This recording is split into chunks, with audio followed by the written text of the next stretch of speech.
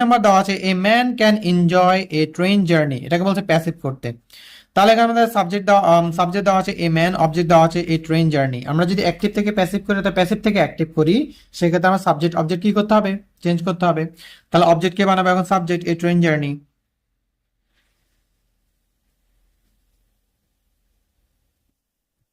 A journey, A train journey, right, sorry, A train journey.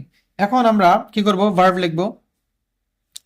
তো আমরা জানি active থেকে প্যাসিভ করার জন্য, প্যাসিভের জন্য মেন ভার্বের কি লিখতে হয়, মেন ভার্বের বি থ্রি লিখতে হয়। বি থ্রি মানে পাস্ট পার্টিসিপাল ফর্ম লিখতে হবে, মেন ভার্বের পাস্ট পার্টিসিপাল ফর্ম লিখতে হবে অ্যাক্টিভ থেকে প্যাসিভ করার জন্য।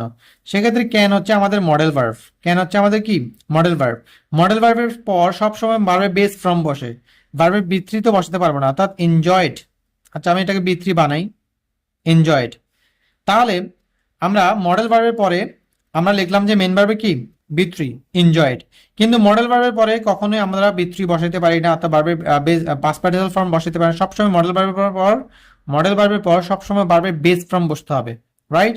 এক্ষেত্রে আমরা যদি আমাদের মডেল ভার্ব দেওয়া থাকে এবং আমাদের মডেল অক্সিলারি ভার্ব দেওয়া থাকে, মেন ভার্ব দেওয়া থাকে, মেন ভার্বে বি থ্রি বানাতে হবে এবং মডেল ভার্বের পরে আমাদের লিখতে হবে কি বি, রাইট। এক্সট্রা আমাদের অক্সিলারি ভার্ব বানাতে হবে কি বি। তাহলে তাহলে ক্যান এনজয়, এটাকে আমরা কি লিখবো, ক্যান বি এনজয়েড। তারপর আমরা বাই দিয়ে সাবজেক্টকে অবজেক্ট এ ম্যান।